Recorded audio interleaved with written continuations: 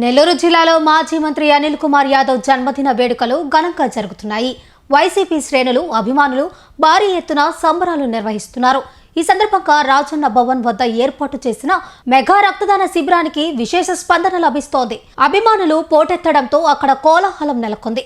మరి అక్కడ నెలకొన్న తాజా పరిస్థితులు, వేడుకల విశేషాల గురించి కార్పొరేటర్ నాగార్జునతో మా ప్రతినిధి ప్రేమ్ ఫేస్ టు ఫేస్. మాజీ మంత్రి అనిల్ కుమార్ యాదవ్ జన్మదిన వేడుకలను నెల్లూరులో ఘనంగా నిర్వహిస్తున్నారు. ఈ సందర్భంగా కూడా మనం నెల్లూరు రాజన్న భవన్ దగ్గర ఉన్నాం. ఇక్కడ కూడా రక్తదాన శిబిరాన్ని నిర్వహించారు. దీనికి సంబంధించిన వివరాలు తెలియజేయడానికి మనతో పాటు ఊటుకూరి నాగార్జున ఉన్నారు. వాళ్ళని అడిగి మరిన్ని విషయాలు తెలుసుకుందాం. సార్ చెప్పండి సార్, అనిల్ కుమార్ యాదవ్ జన్మదిన వేడుకలను ఏ విధంగా జరుపుకుంటారు? ఈరోజు మీరు రాజన్న భవన్ దగ్గర ఉన్న పరిస్థితులు చూస్తే అనిల్ కుమార్ యాదవ్ గారు పుట్టినరోజు లాగలేదు. ప్రతి ఒక్క వైఎస్ఆర్ కాంగ్రెస్ పార్టీ నగరంలో ఉన్నటువంటి ప్రతి వైఎస్ఆర్ కాంగ్రెస్ పార్టీ కార్యకర్తలు నాయకులందరూ ఇంట్లో కూడా ఒక పండగ ఏ విధంగా జరుపుకుంటారో ఆ విధంగా ఈరోజు ఈ వాతావరణం తెలియజేస్తా ఉన్నాం. ఇంత భారీ ఎత్తున రక్తదాన శిబిరాన్ని ఎటువంటి ప్రతిభం లేకుండా స్వచ్ఛందంగా ఈరోజు ప్రతి ఒక్కరు అనిల్ కుమార్ యాదవ్ గారు పుట్టినరోజు సందర్భంగా మేము రక్తం ఇస్తాము, మేము ఆయన పుట్టినరోజు మా ఇంట్లో పండుగలు జరుపుకుంటామని రావడం అనేది దీన్ని బట్టి తెలుస్తూ ఉంది.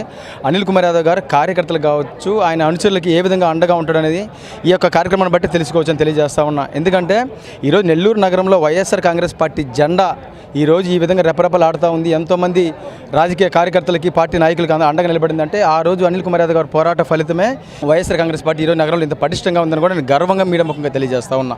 ఈ రక్తదాన శిబిరంలో ఎంతమంది కూడా పాల్గొన్నారు? వందలాది మందిగా, అంటే మేము లెక్క చెప్పలేము కానీ వందలాది మందిగా స్వచ్ఛందంగా ఈరోజు మీరు ఇక్కడి నుంచి చూస్తే, ఇక్కడి నుంచి మొదలు పెడితే రోడ్డు ఎండ్ వరకు కూడా చాలా జనాభా ఉన్నారు. బ్లడ్లు ఖాళీలు ఈ దాదాపు సాయంత్రం దాకా కూడా, ఈరోజు ఈవినింగ్ దాకా కూడా ఈ యొక్క రక్తదాన శిబిరం కొనసాగే పరిస్థితులు ఉన్నాయి.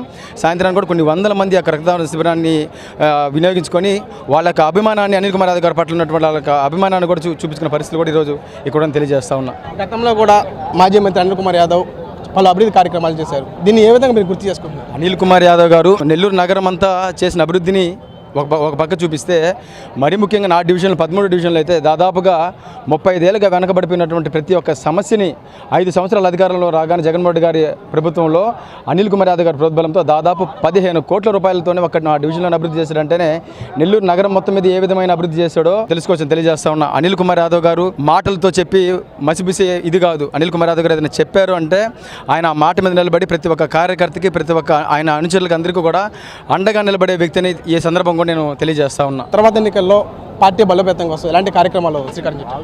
అనిల్ కుమార్ యాదవ్ గారు ఎక్కడ ఈ కాన్స్టిట్యున్సీలో కాదు, జిల్లాలో ఏ కాన్స్టిట్యున్సీలో ఆయన ప్రాతినిధ్యం వహించినా ఆయన కోసం రాబోయే రోజుల్లో మేమందరం కూడా ఒక సైన్యంలాగా సిద్ధంగా ఉన్నాము. ఆయన గెలిపించుకోవడానికి వైఎస్ఆర్ కాంగ్రెస్ పార్టీని మరింత పటిష్టంగా వైఎస్ఆర్ కాంగ్రెస్ పార్టీలో 10కి 10 సీట్లు తెచ్చుకోవడానికి అనిల్ కుమార్ యాదవ్ గారి అడుగుతో మేము రాబోయే రోజుల్లో మొదలు పెట్టబోతున్నాం అనుకో నేను గర్వంగా తెలియజేస్తా ఉన్నాను. మొత్తంగా చూసుకున్నట్లయితే అనిల్ కుమార్ యాదవ్ జన్మదిన వేడుకలను అత్యంత వైభవంగా నిర్వహిస్తున్నారు. సుమారు వందలాది మందిని కూడా యువతులు కూడా పాల్గొని రక్తదాన శిబిరాన్ని కూడా నిర్వహించారు. అదే పార్టీ బలోపేతం కూడా అనిల్ కుమార్ యాదవ్ ఏ కాన్స్టిట్యున్సీలో కూడా పాల్గొన్నా కూడా వీళ్ళు పార్టీ బలోపేతం కోసం కృషి చేస్తామని చెప్పేసి కూడా ఊటుకూరు నాగార్జున తెలియజేసినటువంటి పరిస్థితి. ఇది తాజా పరిస్థితి. వీడియో జర్నలిస్ట్ జోషితో ప్రేమ్, నెల్లూరు నుంచి.